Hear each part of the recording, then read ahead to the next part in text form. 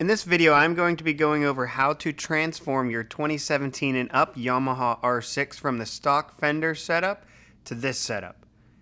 My setup is a combination of a few different kits and accessories. I didn't like to cut in my factory wiring, so I took a few extra precautions so that I almost didn't have to do it at all. Additionally, one of the main purposes for this setup is to become more visible at night. I had numerous people tell me that they could not tell how far away I was at night because they could almost not see me. This setup consists of the TST Elite 1 Fender Eliminator with adjustable bracket for the Yamaha R6 2017 and up. Current price is $100. You can use this kit to mount your license plate directly to your stock Fender Eliminator location, straight or angled, or with the adjustable brackets. Additionally, you can use the block-off plate to cover the factory fender hole and mount your license plate under the tail section at an angle that is visible from the rear. TST turn signal plug converters for the Yamaha R1, R6, FZ10, and more were used on this bike. Yamaha turn signal converters enables you to plug in aftermarket turn signals into your Yamaha wiring harness without doing any cutting, splicing, or soldering. Simply plug them in and your wiring job is done. I also use the TST LED low profile universal license plate light. Current price is $14. This light is perfect to light up my license plate and the back of the bike. It is extremely bright and in a very small and easy to install package. While doing the Fender Eliminator kit, I wanted to upgrade my tail light, and I went with the Competition Works Yamaha YZF R6 17 and up integrated taillight with clear diffuser and clear reflector. This makes the back of the bike way more noticeable and the lights much brighter. The current price on this is $126. In my attempt to make the back more visible and easier to be seen, I went with the JL Designs V2 tri-function side lights with bicolor LEDs for the 2017 and up R6, currently priced at $165. They come in smoke and a frost color. I went with the frost color so that it was a brighter light. This allows me to have 3 brake lights on the back and 2 turn signals on the back, making it much more visible at night and easier for people to see during the daytime. The first thing that we are going to install is the integrated tail light. Begin by removing the rear seat and unbolting the cross support bracket. Next, you will remove the bolts on the stock tool holder and remove it. The tail light is attached to this, so you will need to pull the bracket forward and off of the tail light. On the bottom, there is an electrical connection that will need to be unclipped. I used a flat pair of pliers so that I did not damage the clip. Next, since the tail light is going to be integrated into the turn signals, I had to determine which color wire was which turn signal. The color often changes depending on the year of your vehicle, so this is a good thing to do to check yours. I determined which wire went to each side by unplugging one plug and then turning on the turn signals. The one that wasn't working was it. You can see the reflection on the wall from the front turn signal, but not the rear. For mine, the white plug is for the right turn signal, and the black plug is for the left turn signal. This clip is just a reference point for what the stock taillight looks like. Using a pointy object, push up on the center taillight fastener. I used a screw that I had laying around. You will hear a click and then you can push the taillight up and out. To reinstall the light, you will need to push out the push clips and then put the light in. Once the light is in, you can reinstall the clips.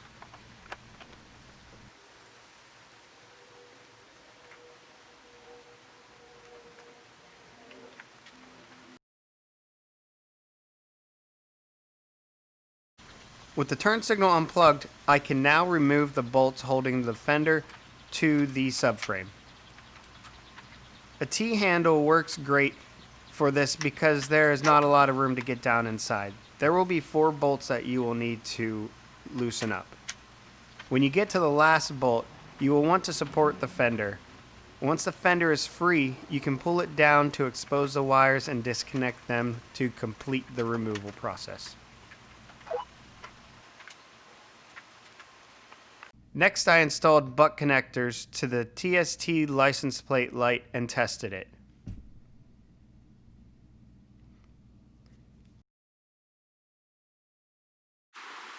With the butt connectors attached, makes it real easy to test out the light and to give you a good visual on it.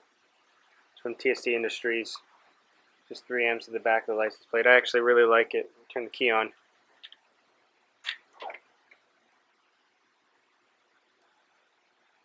This light is definitely bright. It's the middle of daytime. That's a good foot away, so you can see how bright that actually is.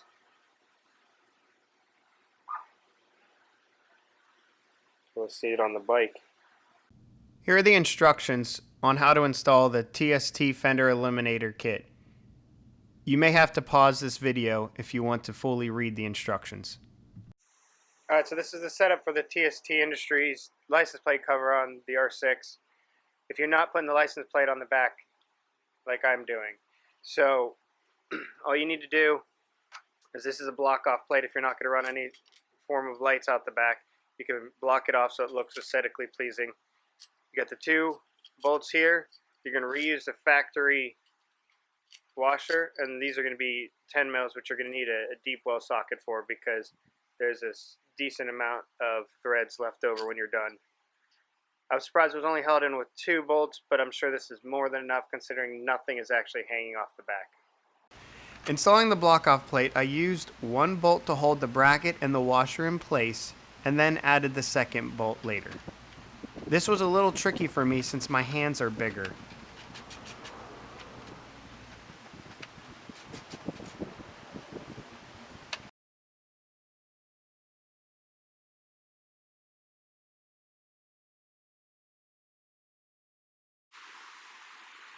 Alright, so finding the location for the wires to go through on the lights was way easier than I was expecting. All I ended up actually doing was lining the light up on the little fin.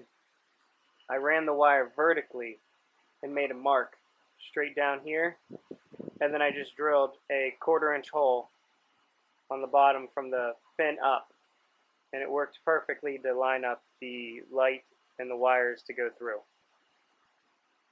Under the bike, you need to remove the 3 push pin fasteners in this picture. Next, you will need to remove the seat and the cross support bracket. I put the bolts back into their original position to make it easier for me later. Then disconnect the battery using a Phillips head screwdriver and remove it. The hold down strap is just rubber and pushes off easily. You will also need to remove the foam under the battery. Next, you can remove the ECU from the holder by pushing on these 2 tabs. Once removed, you can go ahead and remove the 2 plug-in connectors. Now you need to remove the rear 2 1/4-turn fasteners located in the front of the ECU tray. There are also 2 more in the rear of the bike located by the tip-over sensor. Lastly, there are 2 more bolts at the front that we have to remove in order to gain access under the cover. The right one is a 5mm Allen head. The left bolt is the most difficult part of this whole job. It's going to be a 10mm socket that will require some finesse to remove. I tried to get a good picture of the location, but as you can see, it was very difficult. Getting it out was not too bad, but putting the bolt back in can be mentally frustrating. So make sure you're ready for this. With the tray loose, we can lift it up to gain access to the holes below for our license plate bracket. Using some blue Loctite, insert the screw through the hole and twist on the angled brackets. Use an Allen key to tighten the bolt. I loosely attached the license plate holder to ensure that each piece was straight before the final torque was applied. This is also a good time to drill a hole for the license plate light to run through. The hole had to be large enough for the butt connectors to go through. I drilled the hole from the bottom. You will want to use the shortest drill bit possible That way you have enough room to actually get up underneath the fender and the tail section of the bike. I've even heard of people using a heat iron to melt a hole through if you can't get a drill bit in there. But I was able to get my drill bit in using a small impact drill. Alright, so this is going to be the quick rundown of the wiring. It's actually a lot more simple than I thought it was going to be. The instructions are pretty confusing, but they give you all the information when you sit down and look at it enough. But this should help you figure out exactly how to wire it up.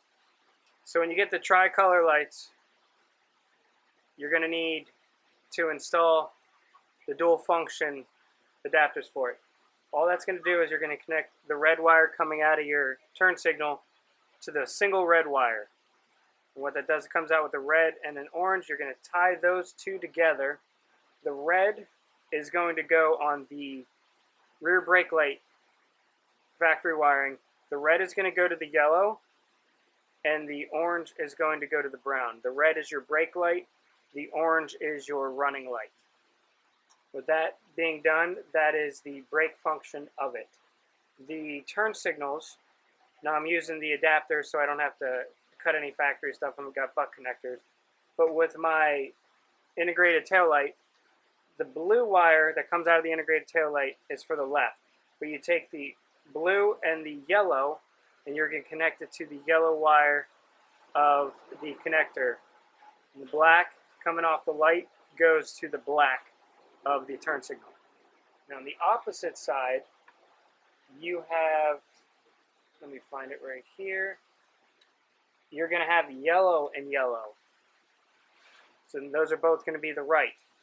Connect the yellow to yellow, black to the black. And that is the integrated turn signals completely. I left everything long so that you can easily see and manipulate it, but it's not too bad. You can cut these wires shorter if you want to.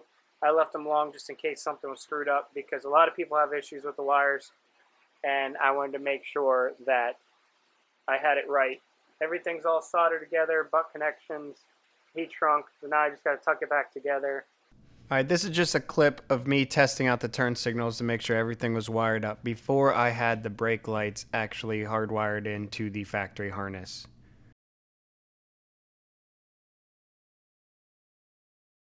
And this is what the brake lights look like completely on and hardwired in.